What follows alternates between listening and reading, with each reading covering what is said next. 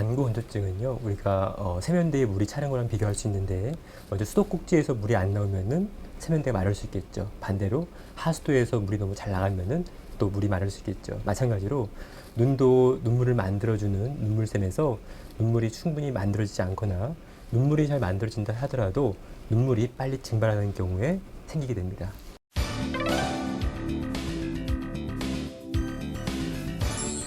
보시면은 이제 이게 눈물이 나오는 수도꼭지죠. 이게 눈물샘인데요. 여기서 눈물이 나와서 눈을 적신 다음에 이렇게 코를 통해서 내려가게 됩니다. 안구건조증이 생기는 원인은 이 눈물샘 자체가 나이가 들면은 노화되고 위축이 되고 또 호르몬 변화에서 생성이 떨어지게 되죠. 그러니까 눈물이 안 나오니까 눈이 건조해지게 되고요. 아니면 이제 당뇨나 류마티스 질환이 있는 경우에도 역시 이 눈물샘에서 눈물이 덜 나오게 됩니다.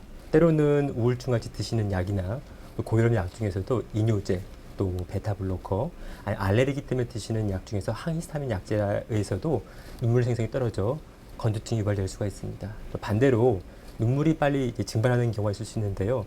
이것은 크게 내적인 것과 외적인 요인으로 나눌 수가 있습니다.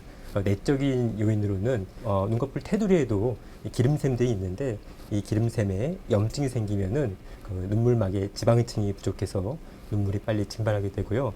아니면 이제 렌즈를 낀다든지 요즘에 TV나 아니면 모니터, 스마트폰 같이 장시간 미디어 기기에 집중을 하게 되면은 눈을 깜빡거리는 횟수가 심하게 떨어지게 되죠. 그러면서 눈물이 빨리 증발되게 되고, 아니면 이렇게 여름철 같은 경우에 이제 에어컨을 켜고 선풍기 바람을 맞게 되면요, 이것 때문에 눈물이 빨리 또 증발되게 돼서 건조증이 오게 됩니다.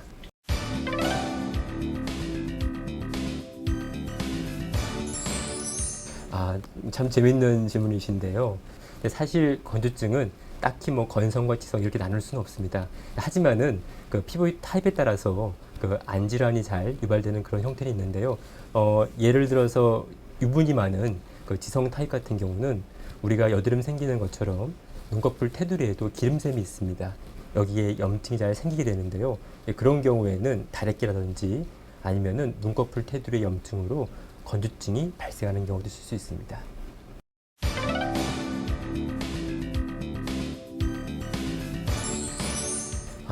참 어려운 질문인데요. 사실 건조증을 뭐 100% 해결하기 위한 안과 시술 이런 건 사실은 좀 찾기 힘들지만은 우리가 보통 눈이 많이 건조해서 많이 심한 경우나 아니면 어떤 분들은 눈물약을 처방을 해드려도 시간이 없어서 잘 못 넣는 분들이 있어요. 또 어떤 분들은 눈물약에 알레르기가 있어가지고 또 약을 넣기 힘든 분들도 있고요. 이런 분들에 한해서는 눈물이 나가는 하수도가 누점인데요.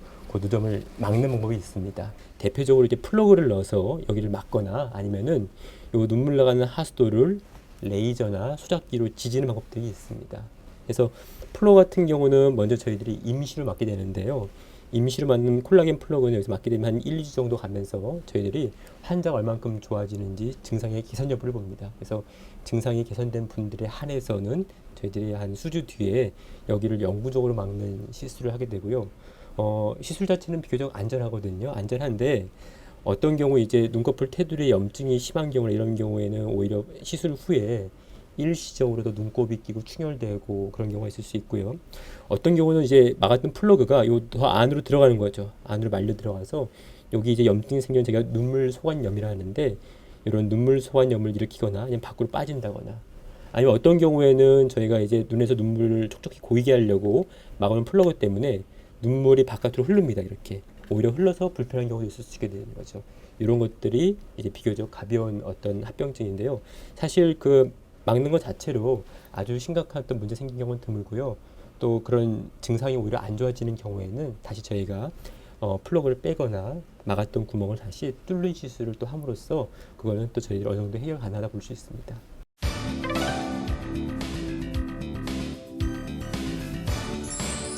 안건조증은 보통 이제 눈물약을 잘 쓰는 거 말고도 우리가 평소에 식습관이나 생활 태도를 바꿈으로써도 예방할 수 있는데요. 예를 들어서 이제 비타민이 많은 음식들, 비타민 A, B, C가 많은 뭐 이제 녹색 채소나 이런 것들 잘 섭취할 수 있고요. 또 오메가3도 요즘에 좋은 음식이라고 많이 알려져 있습니다. 그리고 일상은 생활 가운데서 습도는 적정 수준 한 60% 이상을 유지를 해주고 지나친 선풍기 바람이나 에어컨 등을 쐬는 것을 피해주고요. 또한 이제 직업적으로 장시간 모니터에 집중하거나 이런 분들은 눈이 깜빡거리는 횟수가 줄기 때문에 건조증이 쉽게 잘 올 수 있는 그런 형태입니다. 그래서 그런 분들은 의도적으로 눈을 자꾸 깜빡깜빡거려 주는 것이 좋다고 볼 수가 있습니다.